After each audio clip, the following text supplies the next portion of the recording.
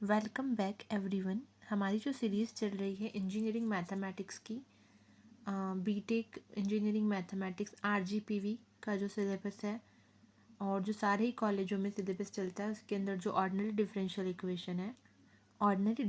Equation है उसी में हमारा जो एक टॉपिक है ordinary linear differential equation with constant coefficient, जिसमें हम CF निकालते हैं और PI निकालते हैं, उसी का एक क्वेश्चन लेकर मैं वापस आई हूँ।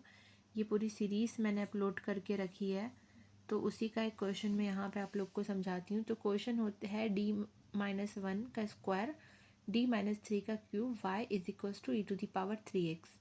क्वेश्चन देख के ही आपको समझ में आ जाएगा कि ये क्वेश्चन जो है वो CF और PI के लिए है। अगर यहाँ 0 होता तो हम CF निकालते, बट यहाँ पे आपको एक फंक्शन दे रखा है e⁻3x, तो हम यहाँ पे कैलकुलेट करेंगे PI। देखिए, सबसे पहले हम ऑक्सिलरी इक्वेशन बनाते हैं। ऑक्सिलरी इक्वेशन इस डी को m में रिप्लेस कर देते हैं।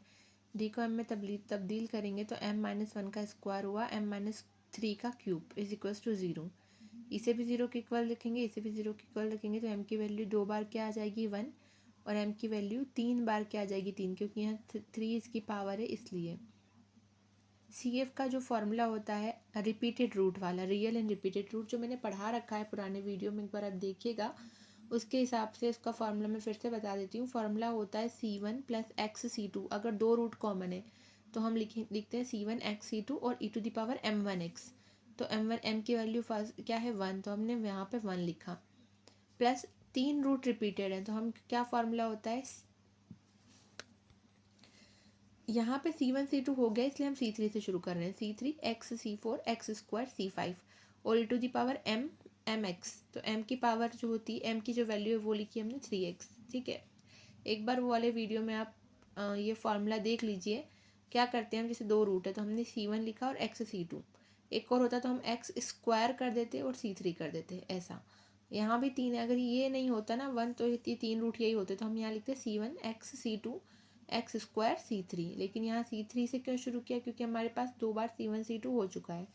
अब हम पर्टिकुलर इंटीग्रल निकालते हैं। हम कैसे लिखते हैं पर्टिकुलर इंटीग्रल को, 1 के अपॉन में D-1 का होल स्क्वायर और D-3 का क्यूब मल्टीप्लाई में q लिखते हैं। हमने सीखा है पुराने वीडियो में 1/f * q फॉर्मूला होता है इसका। तो हमने D-1 का स्क्वायर और D-3 का क्यूब जो है मल्टीप्लाई में e⁻3x लिखा। अब हम क्या करेंगे, d के प्लेस पे हम ये वैल्यू रखते हैं जो यहाँ पे गिवन है। तो अगर हम यहाँ पे रखेंगे 3-1 तो यहाँ 2 हो जाएगा, तो 2 का स्क्वायर, यहाँ 3-3 लिखेंगे तो 0 हो जाएगा। तो यहाँ हम नहीं रख पाएंगे, क्योंकि मैंने पुराने वीडियो में भी आपको बता रखा है कि जहाँ 0 हो जाता है वहाँ पे हम वैल्यू नहीं पुट करते हैं। तो हमने सिर्फ कहाँ पे पुट की, यहाँ 3-1 का स्क्वायर किया तो 2 का स्क्वायर हो गया 4 D-3 का क्यूब e⁻3x, ये हमने एज इट इज़ लिख दिया। ठीक है, नेक्स्ट में अब हमें इसे, मैंने आप लोग को बताया कि जब भी यहाँ पे e की पावर में कुछ होता है और मल्टीप्लाई में कुछ हो तो इसे हम आगे ले आते हैं, एज इट इज़ इसे उठाते हैं यहाँ से और इसे आगे बिठा देते हैं। हमने 1/4 एज इट इज़ लिखा, e⁻3x को हमने आगे बिठा दिया।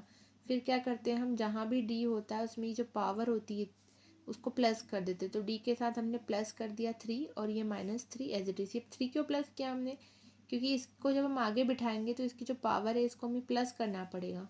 तो +3 किया और -3 ऑलरेडी है, तो 3 और 3 को प्लस माइनस 0 हो गया। तो d का क्यूब बच गया इन 1 क्यूब।